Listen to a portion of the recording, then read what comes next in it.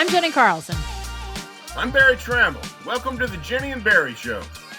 Well, OU stepped onto the field Saturday, Barry, for the first time under Brent Venables as a legit college football playoff contender. And Sooners didn't necessarily look the part for the entire game. We'll talk about the good, the bad, and the ugly from OU's 31-29 win against UCF. But first, we want to say thanks to these sponsors for supporting us here on the Jenni and Berry Show. MidFirst Bank, Laser Light Skin Clinic, the National Cowboy and Western Heritage Museum, the Oklahoma Ford Dealers Association. Drive into your best Oklahoma Ford dealers today for the best deals on Ford's full lineup of trucks and SUVs. Ford is the best in Oklahoma. Okay, BT, let's start with the good from Saturday's win over UCF. What did you like from the Sooners, and how could it benefit them moving forward? Oh, well, you know what? I like the resiliency. Things weren't going well. Oklahoma trailed a decent amount of this game. Get in the second half, that's when things can fold and upsets occur. And they came back and go ahead touchdown, and then the cushion touchdown. I didn't like the defense giving up the easy touchdown when it was 31-23, but I liked the 2-point play defense. So a game that should not have been difficult, a game that should not have gone down to the wire. But if it does go down to the wire, it's good to know that you can produce in crunch time, and the Sooners did.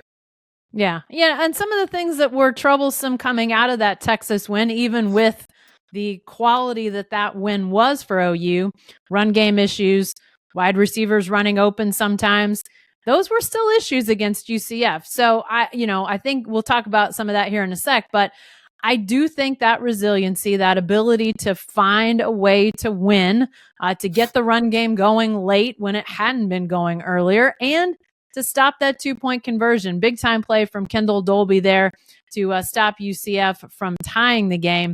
And then you got to give a shout out to Austin Stogner on the onside kick, Barry.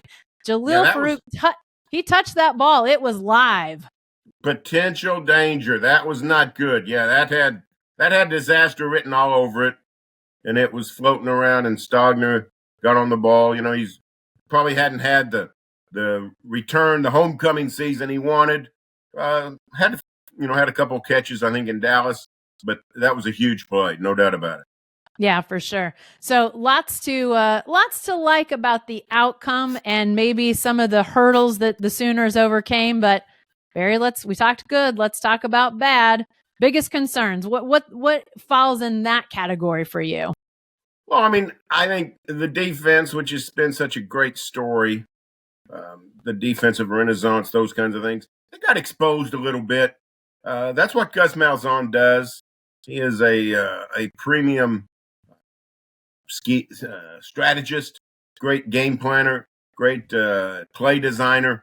He's I don't know. What do you think? Is he the number one offensive mind in the Big 12? Sarkisian, I don't know. I'd have to think about it, but I think it's probably Gus Malzahn. Top 2 or 3 for sure. Yeah, so this is what he does. It's what he does for a living. It's what he's made his career out of. And some of those play designs really put the Sooners in the lurch. But that's what life is like when you're on this level of football. So that's a concern.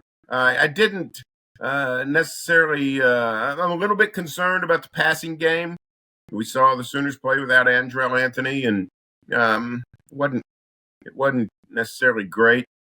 Some of the standbys, Dylan Gabriel's one interception was the result of a Drake Stoops drop. Didn't corral a well-thrown pass. So, hey, you know what? We talked about the Texas hangover, whether it exists. Sooners clearly weren't at the top of their game from what we had seen. I think that's natural on some level. So that doesn't really worry me. I think that's the kind of game that can get their attention. Brent Venables will have a captive audience this week, but maybe to be expected after what we saw in the Cotton Bowl. Yeah, and I think the fact that UCF was able to do some things offensively, get some guys open. Obviously had the huge long touchdown, 86 yards that probably should have been stopped when there was taunting midway. But still, to have somebody get that open, I think, again, it's not great, but when you think Malzahn, Sarkisian, those are the guys that are figuring out ways to get their guys open. That's a pretty good. You're not losing guys against an offense that isn't trying to be deceptive. Those guys are trying to figure out ways to get those receivers wide open. Although I have to say, we're going to talk about this Kansas game coming up here in a second. Kansas does a lot of things offensively, Bear. You and I saw it with our own eyes up in Stillwater a week or so ago, that they want to deceive. So how does that play for the Sooners on defense? We can definitely talk more about that in a second. But to me, the thing that really concerned me was, again, that run game. You mentioned the pass game for Oklahoma, and I think that passing game was affected by the run game being so inefficient for nearly 3 full quarters. They were without Tyree Walker, an in-house suspension that Brent Venables announced after. He'll be back. Walker is expected to be back this week for the Kansas game. We saw Javonte Barnes, one play, didn't run the ball, but was on the field. But that's it. We haven't seen him make a return from injury yet. Gavin Sawchuk starts out very shaky. So the run game, Barry, it hasn't bit him in terms of losses yet, but it feels so shaky right now. That, to me, is the thing that is most concerning about the Sooners right now. Yeah, no, I think you're right. It was good that down the stretch it got going. Gavin Sawchuk with some production there in the fourth quarter, but it's a little mystifying because we've seen other teams, notably up in Stillwater, can't run the ball and then figure it out. Now they can run the ball, and there's not a bunch of chumps.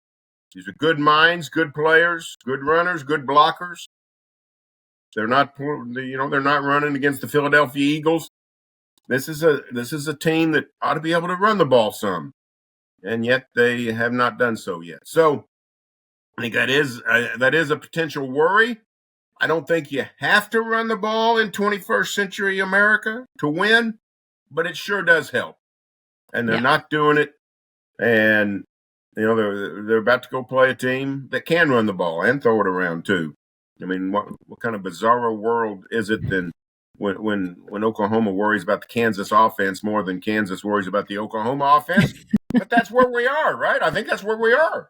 So because your man Lance Leopold up there, he does. You mentioned it. He does a lot of the Gus Malzahn trickery. We've seen the Jayhawks with our eyes. So it's a real deal what they've got going at Kansas. We saw it a year ago. Heck, we saw it 2 years ago with Caleb Williams' game. Kansas wasn't any good at all, and Kansas scared the Sooners. So Leopold knows what he's doing. It's my understanding that the game tape from Saturday has made its way to Lawrence, so he can rely on his old pal Gus Malzahn to figure out some things as well. So Oklahoma's going to have to score to win this game. I think we know that.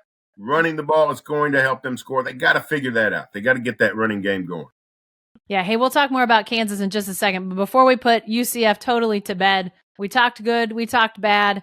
Was there anything really ugly that stood out to you from Saturday, Barry? Ugly? No, I don't. Of course, and I was watching from afar. Yeah. But I thought that the whole game seemed to be just a little bit lacking in intensity from the Sooner side. And that's fair. If you're talking about hangover, Texas hangover, I don't know. Maybe that's the same thing. But this is a team you should. UCF is better than 0-4 in the conference, but they're not real good. They're a team you should be able to overpower. Because while they got all the tricks with Malzahn, they got a good quarterback in Plumlee, they got playmakers, got some good DBs. I actually was impressed with the UCF defensive backs. It's a team you ought to be able to overpower, and OU didn't. And the future's not going to matter because UCF's going to be in the Big 12, OU's going to be in the SEC, and whatever the Central Floridians do, nobody cares from a Sooner perspective. But I thought just a lack of willpower by Oklahoma was a little bit concerning. So I don't know that that's ugly, but I did think it raised some flags to me that you couldn't go push around UCF. Yeah, and I think that's a great point. Defensively, Oklahoma got off to a great start. 4 possessions, 3 and outs. Defensively, they did that early, but then sustaining it, that was the issue with, I think, that intensity. And again, it was sort of the flip for the offense, kind of started out not great. And then in the fourth quarter, it was all about, marching down the field and scoring. So, yeah, it was kind of where's the 4 quarters? To me, that's the thing about Oklahoma is they step into this new world of playoff contender, and especially because they don't have a great schedule, Barry. They're, as far as, the strength of schedule, they're going to be way down the pecking order. As I wrote after the game, I think if Oklahoma goes undefeated, I think that gets them into the playoff no matter what their strength of schedule is, because you don't win a Big 12 championship undefeated and have the brand that Oklahoma does and not get into the playoff. But if there's a question, if it's one loss, if it's other one-loss champions, their strength of schedule is not great. And so they're going to have to win some of these games against the UCFs of the world by more than 2 points. They're going to have some domination in these games. And we didn't see that on Saturday. And it was a little mystifying. So maybe this is a one-off. Maybe this was the wake-up call that this team needs to say, you know what, we're going to have to take care of business better than we did on Saturday. I don't know. We'll see. Well, this week we get a chance to see what is last week. Is it more of a one-off, or is this what this team is more of a playing close games against opponents? I think we're going to find out against Kansas. And Barry, like you said, we talked about the crazy world we live in where Kansas offense may be more concerning than Oklahoma's offense to the other team. But what is your level of concern as it relates to what Kansas offensively has done, can do, and could do potentially to the Sooners on Saturday?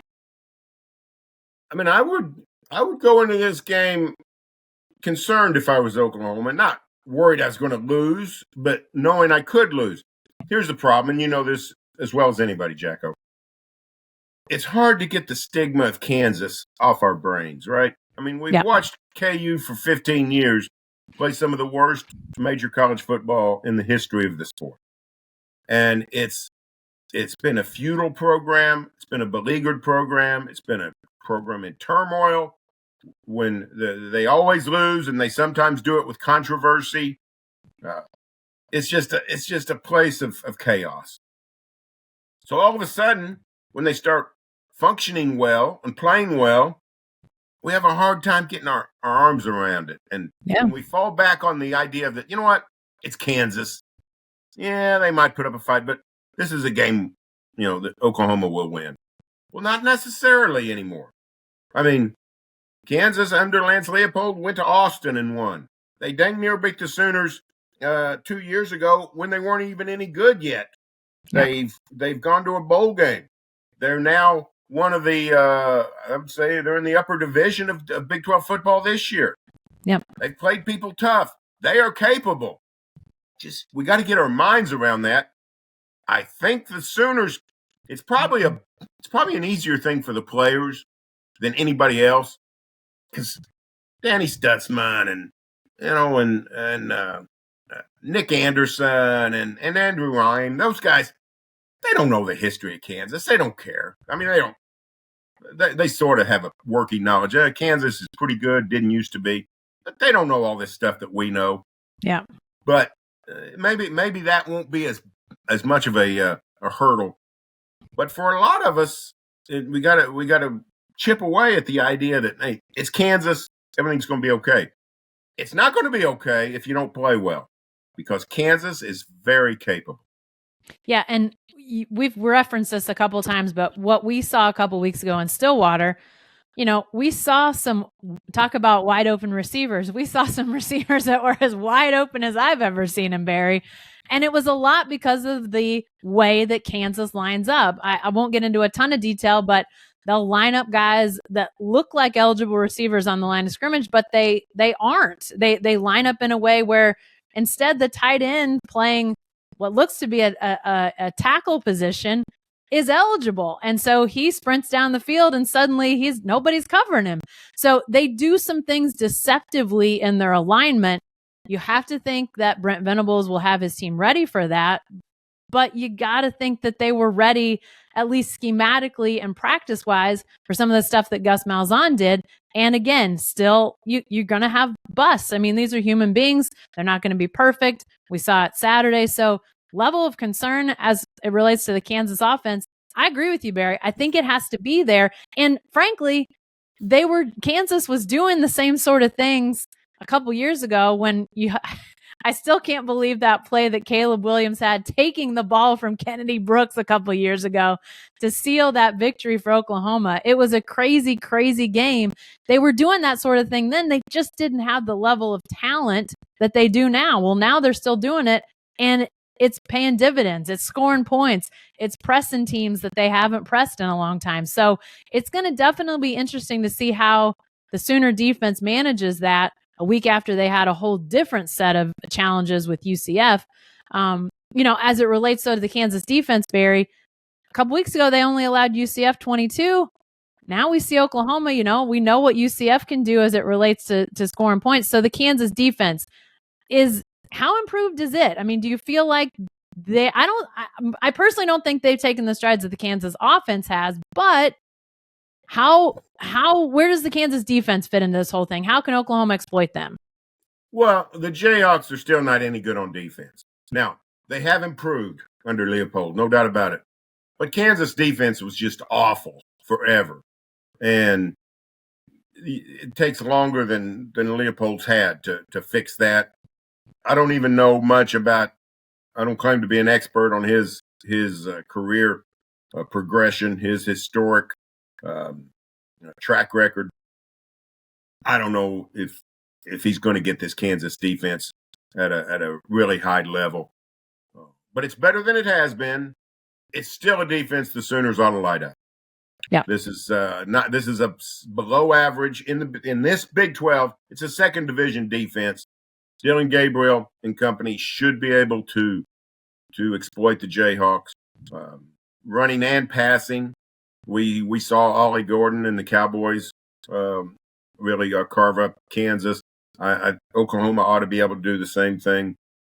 Ideally, with the running game that we talked about, yeah, the strides of Kansas have not come on defense. And, Texas whacked the Jayhawks around pretty good with that Texas offense. I think it was 40-14, I think was the score, if I remember right. I can't remember. But anyway, it's a case of, you can only do so much. So, over a certain amount of time. So I like what Leopold's doing on offense. I like what he's doing with the overall program. Kansas defense, not up to speed yet. So I think the Kansas defense is pretty vulnerable. I really do. Yeah. 40 against Texas, 39 against Oklahoma State. You referenced that as well. So we've seen some big numbers given up by the Kansas defense. So I think with the return of Tyree Walker, maybe another week of healing from Javonte Barnes, maybe the momentum of that fourth quarter against UCF, the way that the offensive line blocked and moved people and helped the run game, maybe that carries over into Kansas. I think OU will be able to score on the Jayhawks. I think will score somewhere around what Oklahoma State and Texas did. We'll talk about score predictions here in a second. But I think this is a game, but I think this game sets up for style points, Barry. And, we were talking earlier about the playoff and how Oklahoma now finds itself in that chase. We thought a week ago, the UCF game set up as a potential style points game for Oklahoma, win by 2-3 scores, something like that. Having a close call against UCF probably doesn't derail Oklahoma's opportunity to continue to be in that conversation for playoff. But a second close call, a third close call, like at some point, don't style points start to enter into this for Oklahoma? Historically, yes. Annually, yes. But I wonder about this year. I don't know if style points are going to matter or not for this reason. OU's schedule is so easy that I don't know that style points would help. And I don't even think it would hurt because I don't know that it'll come into the equation. If Oklahoma's in a some sort of tiebreak situation, what do I do? Who do I pick? With a fellow unbeaten, I think OU's going to lose that discussion in the committee room. If the Sooners are in the same discussion with a one-loss team and they got one loss, I think the Sooners are going to lose that tiebreaker discussion. I just think the schedule, the lack of a non-conference marquee opponent, the lack of a marquee Big 12 games is just conspiring to paint the Sooner schedule as very easy. It's, let's look at Michigan. Wolverines much easier schedule than Oklahoma to this point. But Michigan has Penn State and Ohio State down the stretch. If they win that, they're going to be fine. Yeah. Michigan and Oklahoma, the difference is the Sooners have Texas. Michigan's going to have Ohio State and Penn State. Yep. Sooners might have Texas twice. That would help. But I just think, listen, style points, I wouldn't cast them out. I'd try to get them. Yeah. I mean, if I'm ahead 21-20 at KU, it's not going to be 21-20. I'm ahead 41-40 on Saturday, and I got a chance to score in the last 30 seconds. I'm not saying I'd take a knee to win the game, but just padding a few points, by all means, do it. Can't hurt. I just don't know that it's going to help because that schedule is such an anvil around the Sooners. Yeah, it's interesting, the dynamics that are at play. And I looked at it after the game on Saturday, and I think if they're undefeated, I think they've got a great chance to get in just because we don't see a ton of undefeated Power 5 champs since the BCS era, not since the playoff era, since the BCS era started. There's only been 2 years where 3 Power 5 teams have finished undefeated. So the chance of there being 5 and the committee having to bounce Probably somebody seems unlikely, Barry. Unlikely. Yeah, no, you're right. It is unlikely. Now the one loss is where let's say the Sooners stumble at KU or in Stillwater, wherever, it doesn't matter. Then beats Texas again. That's where it historically has gotten tight. How does a 12-1 Sooners compare to a 12-1 Washington or a 12-1 Florida State or whoever? Yeah, you're right. That's where it gets dicey. That's where I think the Sooners could be in trouble in the committee room. And that's why winning out is the way to go because, like you said, hardly ever happens that you get, what'd you say, 3. Yeah. We're not going to have 5. The odds of 5 are astronomical. If we do have 5, it would be like the coolest thing in the history of Earth in terms of the political fallout. It'd be like nothing that college football's ever seen. So it'd be fun to be in the middle of. Sooners might end up on the short end of it, but I think it's a case of style points can't hurt. Yeah, I actually don't think they're going to help much. So yeah. Well, by the way, go ahead. No, I was going to say mathematically we can still have 5. All 5 Power 5 leagues have an undefeated left, so it's still mathematically possible. Yeah, no doubt about it. And frankly, I don't think it's going to happen in the Pac-12. I don't know. I think that's one that's going to get us. Florida State might run the table. Georgia probably will run the table. Sooners could run the table. Yeah. Ohio State, Michigan winner probably will run the table. So but I don't know that Washington can get out of there. But it certainly makes for fun. We're not even to Halloween, so a lot of football still left to be played, no doubt about it. Well, you're going to be in Lawrence, Jacko. I am. Give us a score prediction for OU Kansas. I'm like you. I think it's going to be a high-scoring game because of Kansas defense still lagging. I'll go Sooners. Let's go. I'm thinking, how many field goals are they going to make? That's the biggest determination when I have to determine score today. So I'll go 45-31. How about that? Oh, you're right. You're right all over my neighborhood. I said 41-31. I actually need a Big 12 upset special every week. I thought about it, but I think just some of that is respect for Kansas. Yeah. I just think the Sooners sort of had their hangover game last Saturday. So I think they'll be ready. I don't think Kansas can slow down Dillon Gabriel. I think they'll pile up the points, but I do think, the Jayhawks.